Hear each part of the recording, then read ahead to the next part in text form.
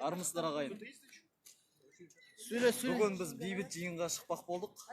Бейбіт жиын, мен өз басым халықтан арыстың артынан қайғыра көңіл айтам, жанұяласына, туған туысқандарына, жалпы алаш жұртына көңіл айтам, еңсеміз түсіп отыр қазір біздің. Дулат Ағаділдің тіпті ойлағада жоқ, мен о кезде қамауда жатқан болатынмын.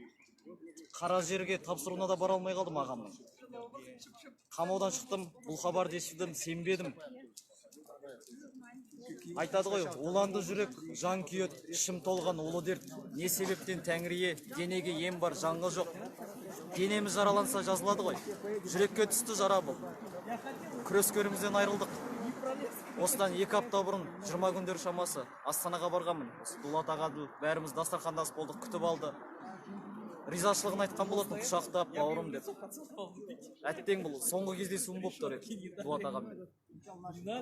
Дулат ағамен Семейде таныстық, Наурызда. Заңсыз қамауда 11 жыл бойы жатқан Мұхтар Жәкішев ағамыздың сотында таныстық. Артынша Өскеменде елім деп келген Қастер мұрагер ағамыз келді ғой. Сол жігіттерге қолдауға барып таныстық. Әрі қарай таныстығымыз жалғасты. Айтады ғой, бір көрген біліс, 2 көрген таныс, 3 көрген туыс деп. Мен туысымнан айырылғандай болып отырмын қазір. Дулат ағамыз ниет ақ еді. Ешкімді қаралаған жоқ, ешкімді жамандаған жоқ. Қазақтың мүддесі қай жерде қорғалады, сол жерден табылды Дулат ағамыз. Артымызда әділ қазы бар. Бұл нәрсе мәңгі емес. Ертең әділдік орнайды. Ертең деген шындық бар. Мен қазір жаспын. Дулат ағаның өліміне жауапты комитет бар. Оны заңсыз қамаған сот бар.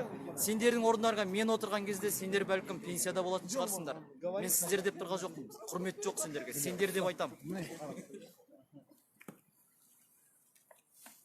Барлығына кінәлі, міне, осы Назарбаевтың жүйесі.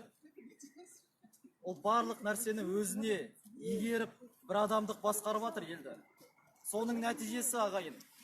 Кезінде кеңес үкіметі ыдырамайды деді есіздер. 15 мемлекет болған. 15 мемлекеттің әрқайсы жеке тәуелсіздік ыдырап кетті. Қазір Назарбаевтың 7 партиясы, қуыршақ партиясы, олардың барлығы ыдырайды. Ертең нағыз ұлтшылдардың партиясы құрылатын болады.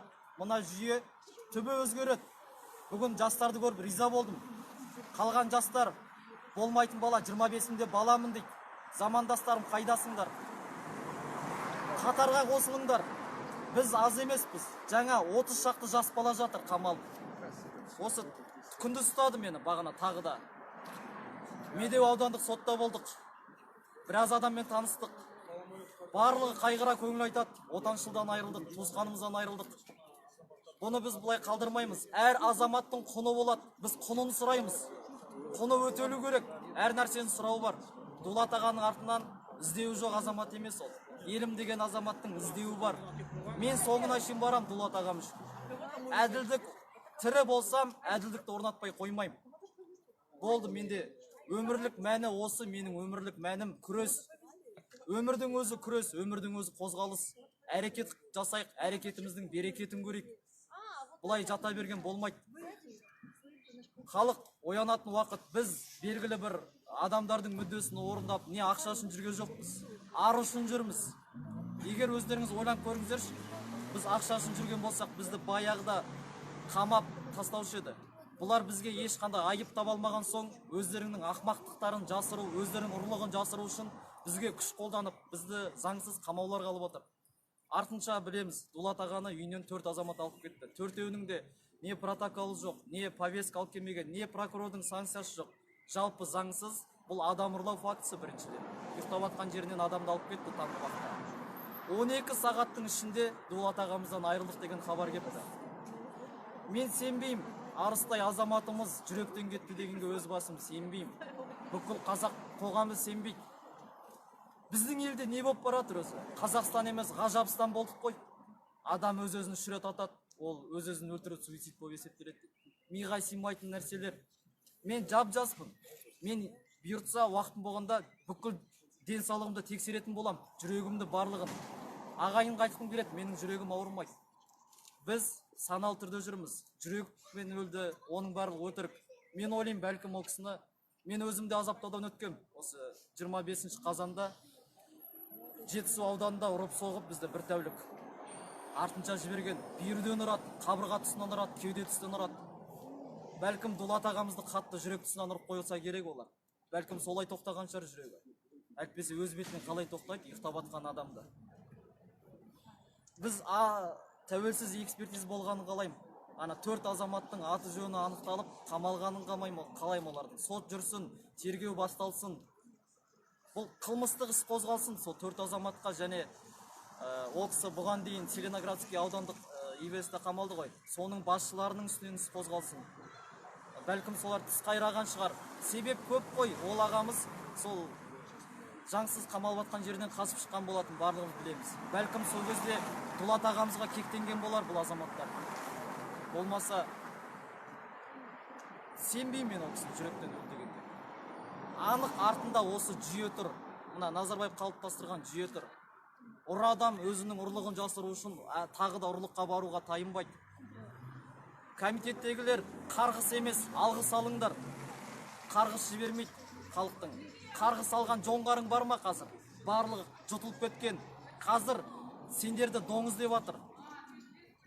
Сендерге қарғыс айтып жатыр. Әрбірден өз азаматы, өз қазағымсыңдар ғой. Елге қорған болуды ойлаңдар одан да. Бұлай жалғаса беруге болмайды. Біз бұлай ел боламаймыз. Жуаны қылады зорлық, момынның көргені қорлық, теп-тегіс ұрлық пен қулық. Ал енді қайтып ел болдық. Бұлай біз ел боламаймыз ағайын. Үлкендер момынға зорлық қылып атқан кезде, ұрлық, қулық болып атқан кезде біз ел боламаймыз ағайын. Көздеріңізді ашыңыздар, қараңыздар. Қай салада болсын, белшесінен басқан жепқорлық. Дәудің ұлдары заңнан құтылып кетеді. 6 азаматты қақып кеткен. Жүр ғой ана дөкілдердің балалары. Ешқайсының үстіне іс қозғалған жоқ. Әділдік орнатайық болды. Елді біз реттейміз. Сырттан келіп бізге ешкімнің жаны ашымайды. Елдің азаматтары біз.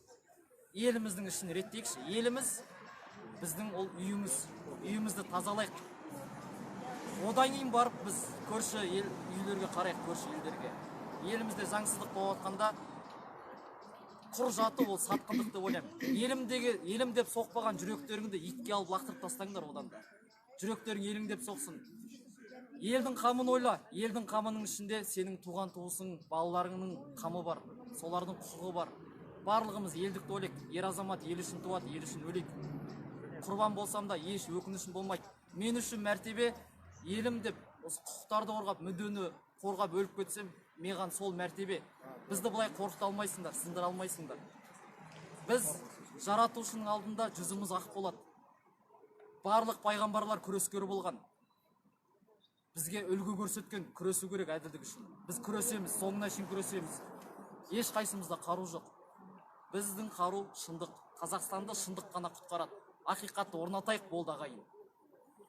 Оян қазақ көтері басты, өткізбей қараңғыда бекер жасты. Тіл кетті, дін нашарлап, діл харам боп, қазағым енді жату жарамасты. Бұлай жарамайды, алыптардың ұрпағымыз. Бой көтерелік, қатарға қосылыңыздар. Рахмет. Рахмет.